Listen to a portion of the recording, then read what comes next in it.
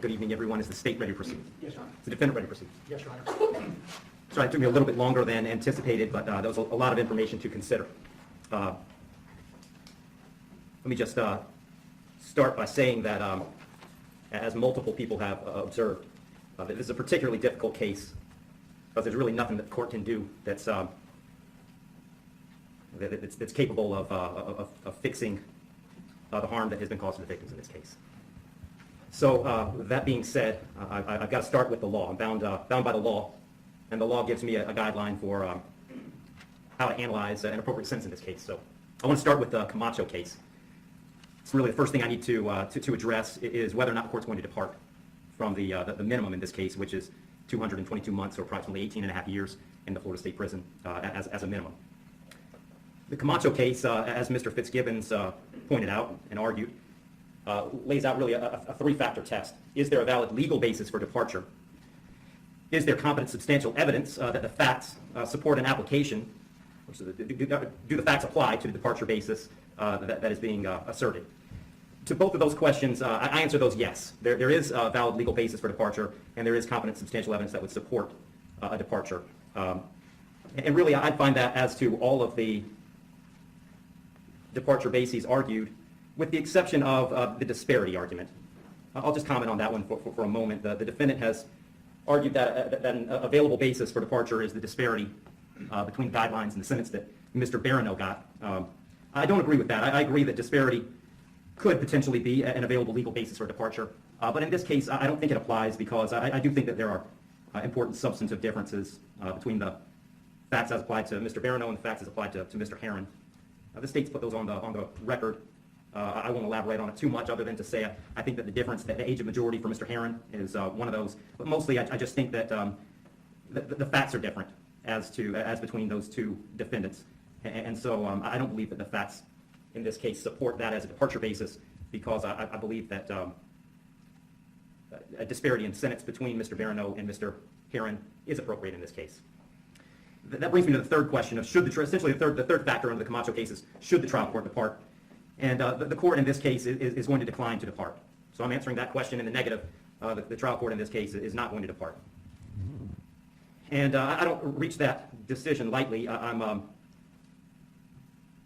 When evaluating an appropriate sentence, I will start with Florida Statute 921.002.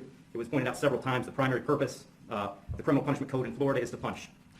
And I've got to take into account the severity of the primary offense and the circumstances surrounding primary offense. When I take into account circumstances and severity, a lot of what I'm taking into account really when I sentence is intent and harm. And in this case, there wasn't any evidence, and nor does the court believe that there was any specific intent to do harm, in this case to the victims. But there was intent to drive at an egregious speed, 102 miles an hour, regardless of the consequences and regardless of who that ended up harming. And then the second part of that, the second component, is the harm caused. And in this case, it's just impossible to have greater harm than the harm that occurred in this case, which was the loss of a mother, loss of a baby, and really the loss of a family as it existed when this occurred.